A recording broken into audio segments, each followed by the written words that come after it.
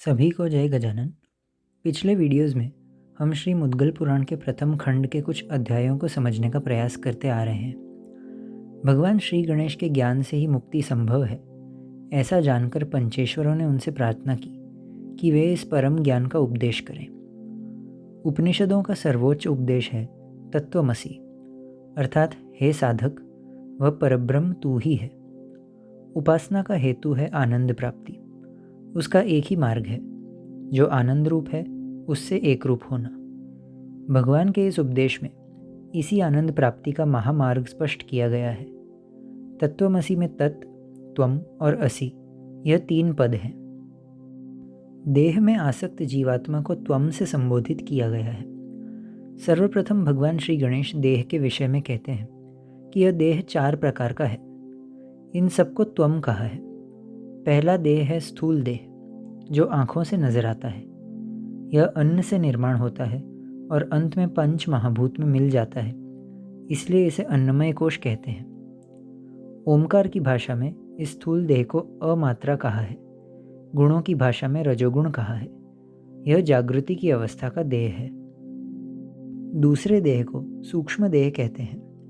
यह इंद्रियों द्वारा देखा नहीं जाता, इसलिए सूक्ष्म है। इस देह की अवस्था स्वप्न अवस्था है। स्वप्नों के अनुभव इसी देह के आधार पर होते हैं। इस देह में प्राणमय, मनोमय और विज्ञानमय ऐसे तीन कोशों का समावेश है। ओमकार की भाषा में इसे ऊ मात्रा कहा है। तीसरा देह है कारण देह। जब स्थूल और सूक्ष्म दोनों का कार्य थम जाता है और यह शांत होते हैं, तब जीव का जो बंधन है वह कारण देह है। इस देह की अवस्था सुषुप्ति अथवा गाढ़ निद्रा है। गाढ़ निद्रा के आनंद के कारण इस देह को आनंदमय कोश कहा जाता है। ओमकार की भाषा में इसे म मात्रा कहते हैं। इस अवस्था में कोई क्रिया नहीं होती, इसलिए गुणों की भाषा में इसे तमोगुण कहा है। यह तीनों देह गुणों से उत्पन्न हुए हैं। इनका आधार है मूल माया। गुणों की साम्य अवस्था को भी देह कहा है। इस चौथे देह को महाकारण देह कहा जाता है। इसी को तुरीय भी कहा है। ओमकार की भाषा में यह नाद है, जो चंद्रबिंदु से दर्शाया जाता है। इन्हीं चतुर्विध देहों को त्वम कहा है, अर्थात देह में आसक्त जीवात्मा को त्वम कहा है। इसके पश्चात भगवान तत्पद की व्याख्या करते हैं। इन चार देहों में रहने वाले चैतन्य को देही कहते हैं। चार देह होने के कारण देही भी चार प्रकार का है। देह के प्रकाशक के रूप में देही कार्य करता है और देह के माध्यम से भोग भोगता है। यह चार देह और देही मिलकर 8 प्रकार के ब्रह्म हैं। यह सभी माया से संयुक्त हैं, इसलिए जड़ है। और जब इन अवस्थाओं का अनुभव योगी को होता है, तब उसे संप्रज्ञात समाधि कहते हैं। देही चार कहे हैं, किंतु अंत में वह एक ही चैतन्य है। विश्व का विचार करें तो ब्रह्मांड रूपी शरीर में स्थित ईश्वर को ही तत् कहा है। त्वम पद द्वारा वर्णित जीव चैतन्य और तत्पद द्वारा वर्णित ईश्वर चैतन्य, ये दोनों एक ही हैं। इसी का अर्थ है तत्वमसि। त्वम सगुण है तो तत् निर्गुण है। अब भगवान असि के विषय में कहते हैं कि यह दोनों देह और देही एक हैं। इसी को असि कहा है। सगुण हो या निर्गुण, दोनों मैं ही हूँ। भगवान अपने मूल परब्रह्म स्वरूप से अलग होते हैं और जगत के रूप में व्यक्त होते हैं। इसी को स्वतः उत्थान कहा है। अपनी मूल अवस्था में स्थित होने को परतः उत्थान कहा है। यह सारी प्रक्रिया साधक की दृष्टि से कही गई है। भगवान श्री गणेश की दृष्टि से कुछ घटित नहीं होता। वे सदैव परम शुद्ध ही रहते हैं। भगवान कहते हैं कि इस सगुण रचना और मूल निर्गुण रूप में भिन्नता नहीं है। दोनों में मैं ही एकमात्र स्थित हूँ। स्वतः उत्थान एवं परतः उत्थान से रहित जो सदा आत्मरत अवस्था है, उसे स्वानंद ब्रह्म कहा गया है। जो अपने ही आनंद में निमग्न हो, जहाँ कोई भ्रांति या द्वंद्व ना हो, ऐसी परम साम्य की अवस्था। इस अवस्था के नाथ के रूप में भगवान श्री गणेश को स्वानंद नाथ कहते हैं। यह स्वानंद ब्रह्म अनेक रूपों में लीला करता है।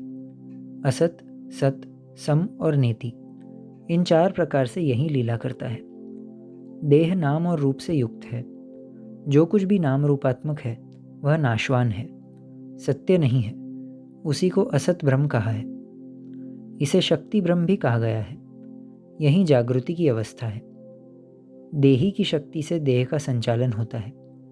देह धारण करने से पूर्व और पश्चात देही होता ही है, इसलिए इसे सत ब्रह्म कहा है। देह के प्रकाशक के रूप में इसे सूर्य ब्रह्म भी कहा है। यही स्वप्न अवस्था है। यह असत और सत ब्रह्म एकत्रित होकर सम का निर्माण करते हैं। इस अवस्था को सम ब्रह्म कहा है। असत और सत को व्याप्त करने वाली इस अवस्था को विष्णु ब्रह्म भी कहा है। यही सुषुप्ति की अवस्था है। चौथी अवस्था है नेति ब्रह्म। पहले तीन ब्रह्म मोहवश निर्माण होते हैं। उन तीनों के शुद्ध साक्षी के रूप में इस चौथी अवस्था को नेति ब्रह्म कहा है। इस अवस्था में किसी भी प्रकार की आसक्ति नहीं है। इस अवस्था को शिव ब्रह्म भी कहा है। इन चारों अवस्थाओं के संयोग को स्वानंद ब्रह्म कहते हैं। जिसका ज्ञान केवल उसी के आधार पर हो सकता है, वही स्वानंद है। इन चारों अवस्थाओं में अभेद होने से स्वानंद की प्राप्ति होती है। अर्थात यह ज्ञात होना कि सभी अवस्थाओं में चैतन्य सदैव एक ही है। हर अवस्था में मैं साक्षी ही हूँ। भगवान कहते हैं कि इन चारों ब्रह्म के अभेद रूप स्वानंद से पार परब्रह्म रूप में मैं विद्यमान हूँ। इसी कारण मुझे स्वानंदनाथ कहा जाता है।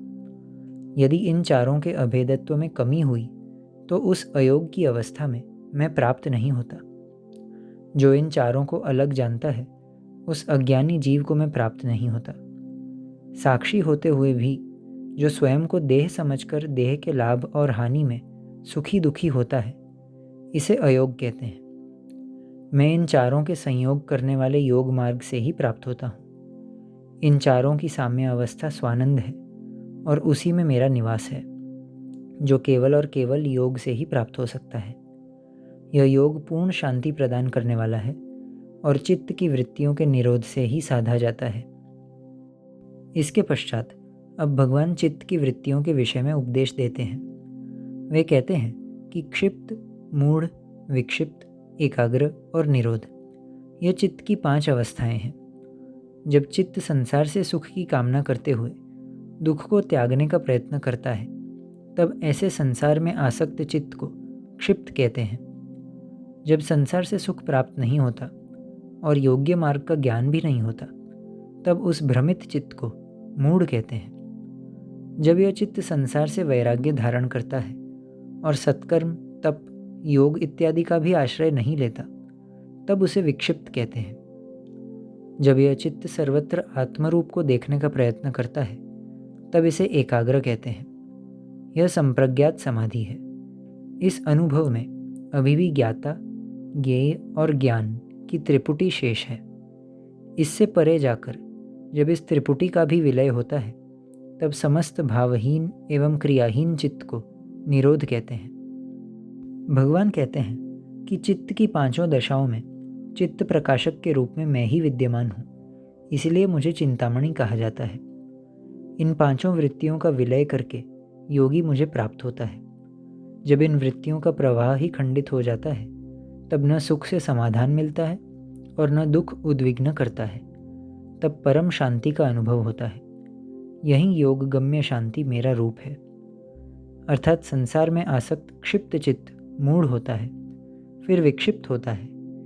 इस चित्त को मेरे स्वरूप में एकाग्र करके निरोध साधना और इन्हीं वृत्तियों को मेरे चरणों में लीन करना मुझे प्राप्त करने का एकमेव मार्ग है। परम अद्वैत शांति ही भगवान का स्वरूप है। भगवान कहते हैं कि इन वृत्तियों को ही बुद्धि कहते हैं और इनको मोहित करने वाली आत्ममाया को सिद्धि कहते हैं। यह दोनों मेरे अधीन है, इसी कारण मैं इनका पति कहा जाता हूँ। भ्रम निर्माण होने पर योग भंग होता है और अयोग होता है।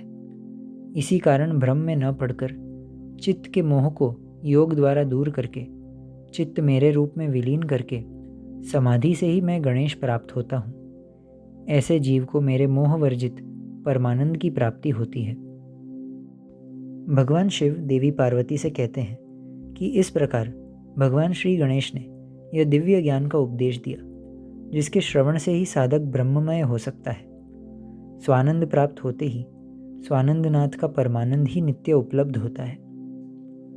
भगवान शिव और देवी पार्वती का संवाद किस प्रकार समाप्त हुआ, यह हम अगले वीडियो में जानेंगे।